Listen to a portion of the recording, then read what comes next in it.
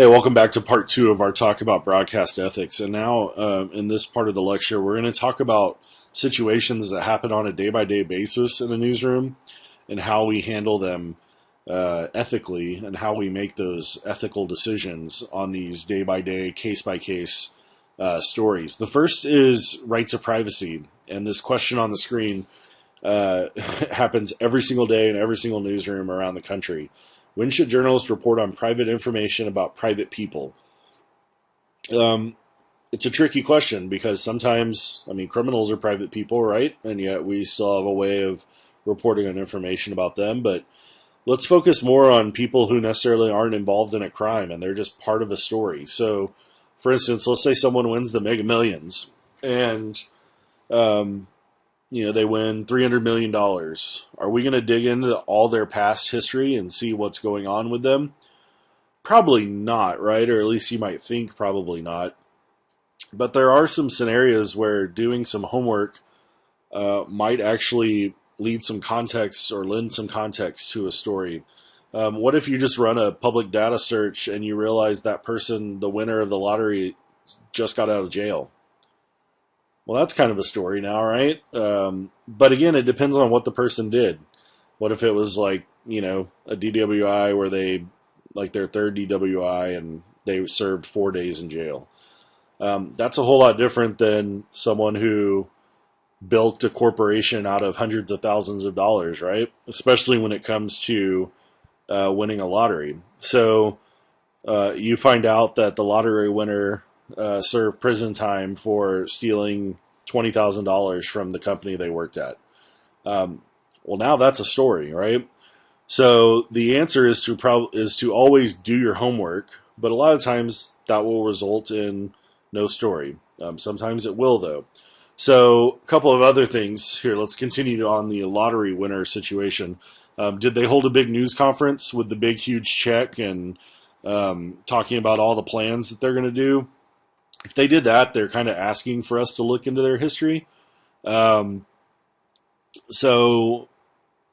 that's one situation to think of. The bigger the spectacle, the more apt we are, or the more common it is for us to look into the history. What if that crime that they went to prison for only involved $1,000 that they stole from the company? Would that still be news?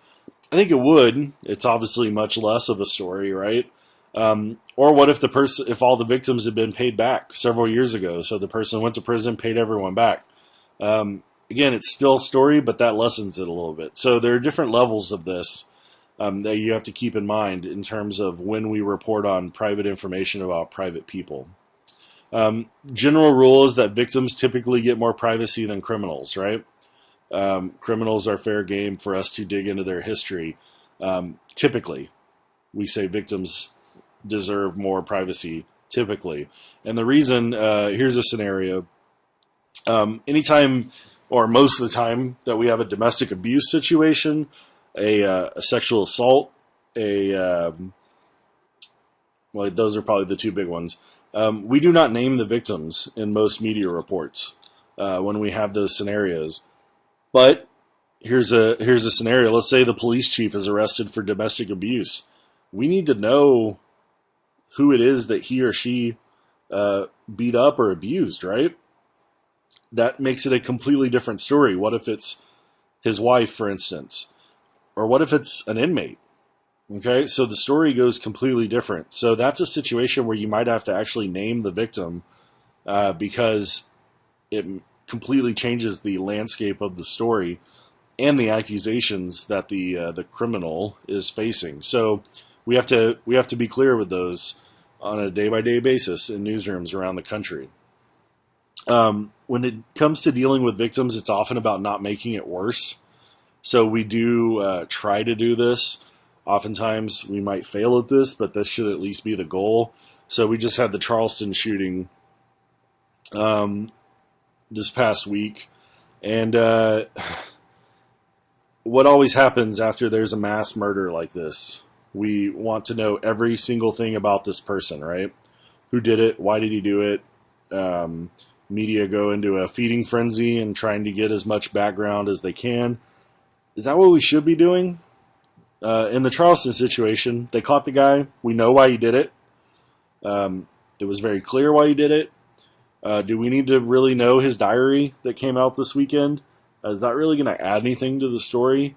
Or are we just hurting the victims or hurting the victims' families by focusing on this guy as opposed to the person he reportedly killed or is accused of killing? So again, these are ethical decisions we have to make in newsrooms. Some newsrooms have chosen to not air the contents of the diary this weekend. So I applaud those that didn't. There were a lot who, man, they went full bore with it. So we still have a long way to go when it comes to ethical decision making in these situations. Airing graphic images or language is a very important thing that you have to be aware of in newsrooms around every day. This is a yes or no question. There's no middle ground with this. You're either going to do it or you're not going to do it. And there are things to do, things to consider every time that will help you come to that decision, because there is no consistently right answer. It's not a yes every time. It's not a no every time. There are some times when you do need to air that video or that audio. There are other times where you think, I don't really think this adds to the story. So those are decisions made, again, on a case-by-case basis. There will be no 100% consistently right answer. So here's a scenario. Child shoots another child at an elementary school. Child is being wheeled out on a gurney. EMTs are performing CPR on the child who is expected to die, and you have a photographer there shooting video of this CPR happening. Do you run that video on the newscast? This is actually a scenario that happened with Al Tompkins, the author of our book, and he went through the process that we're about to talk about here in a minute, and he decided to run the video. And the reason why he ran the video is because he felt like it was an important lesson for children, especially, to see that if they play with guns, it has an outcome. And so he used it as a potential learning moment for parents and their kids to find out what was going to happen with guns. But I could also completely understand if a station did not run that video. Like I said, there are no consistently right answers. I'm immediately drawn to the story of Giovanni Ochoa, who died. He was starved to death by his family on Christmas Day. Man, this is probably about 10 years ago now. We had 3 pictures of him. These were the 3 pictures we had of Giovanni Ochoa. So he was missing for a very long time before they found his... excuse me. He was not missing as far as I can remember. It's been a long time. I apologize. We had no video of him. So these were the images that we continued to use. And, you know, when you look at these images, you see a healthy young boy, right? So the trial of the family comes into play, and they air autopsy photos. And when I tell you the autopsy photos were the most graphic thing I've ever seen in my life, I still can picture them to this day, all these years later. It was like seeing a skeleton with a very wet paper towel draped over the bones. It was the most disturbing stuff I've ever seen in my life, seeing this little skeleton on the autopsy table. And so what happened was the reporter called us from the newsroom and was like, "Hey, we've got a major decision to make." So the reporter comes back, she loads the video in, and my news director called the entire news office into this one edit bay. Shows the video. Several of us cried. A couple people threw up. Asked for a vote on to whether we air this video. It came down to me. It was my newscast, and I chose to run the video. And I did so because, kind of for a similar reason that Tompkins did it, because when you see these, you don't see the true face of child abuse or starvation. But when you saw those autopsy photos, you saw what it was to starve a child. And was it the right decision? I don't know. I still grapple with that all the time. But what we did was we ran a very lengthy warning. We didn't run it again. We ran it in no teases. So I think we did our due diligence as a station, but we'll talk about the process here. always consult with people you trust. So again, in that situation, we brought the entire newsroom together and had a vote. We didn't use it in headline teases, so we weren't being gratuitous with the video or the pictures, and we didn't run it over and over again. We aired it that one time, and we didn't run it at 6 o'clock, we didn't run it at 10 o'clock, we didn't run it in the morning show. But most importantly, we warned viewers. And when I say warned viewers, I don't mean hey, what you're about to see is graphic, and then you go into it.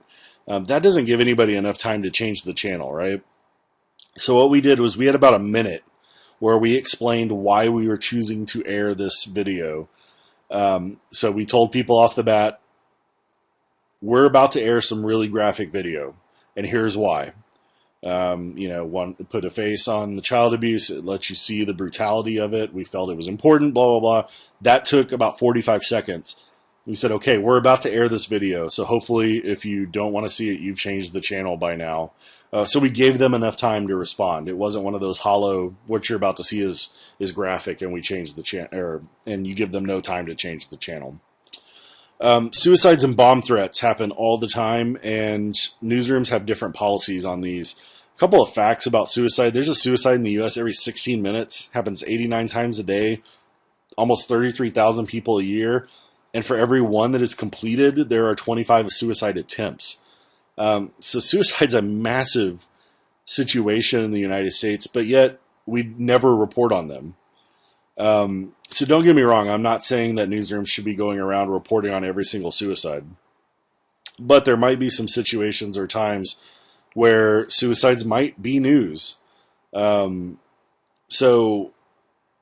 it's a hard situation, because you don't want to let people know, well, if I try to kill myself, or if I pretend like I'm trying to kill myself, I'll make it on the news, I'll get my story out.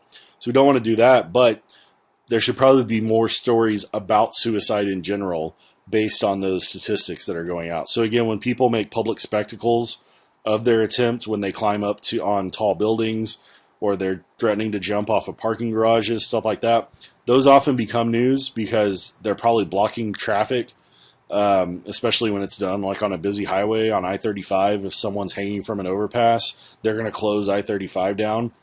We usually don't say that it's a suicide. We say it's a police situation going on. But there's probably a bigger conversation to be had of, are we doing enough stories on mental health and as a industry as a whole? So a couple things to consider when it comes to suicides. Newsrooms should have a general policy in place. In most newsrooms, that policy is we do not report on suicides. If you do report on a suicide, you have to include ways to help. So offer a phone number of the national hotline or a local hotline.